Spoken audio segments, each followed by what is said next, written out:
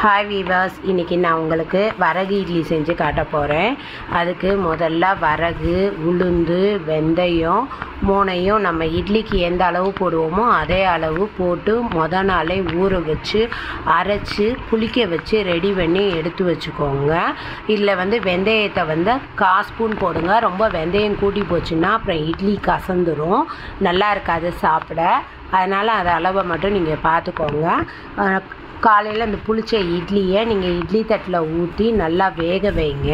இதில் வரவு உளுந்து போட்டிருக்கறனால இது உடல் ஆரோக்கியத்துக்கு ரொம்ப நல்லது.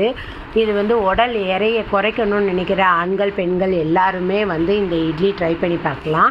இது சுகரோட லெவலை கட்டுக்குள்ளே வச்சுக்க உதவுது.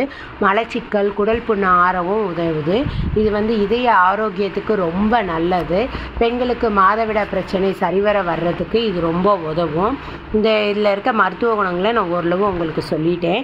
இதை நீங்கள் சாப்பிட்டீங்கனாலே நல்லா டேஸ்ட்டாக இருக்கும். இது சாதாரண இட்லியை விட நல்லா டேஸ்ட்டாக இருக்கும் சாப்பிட்றதுக்கும். இதில் நல்லா சட்னி சாம்பார் சேர்த்து சாப்பிட்டு பார்த்தீங்கன்னா இது செம்மையாக இருக்கும்.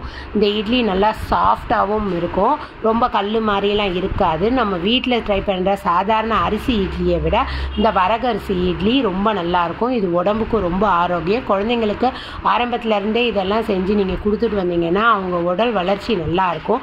நோய் எதிர்ப்பு சக்தியும் அவங்களுக்கு அதிகரிக்கும். இதை நீங்கள் ட்ரை பண்ணி பார்த்துட்டு எனக்கு சொல்லுங்கள்.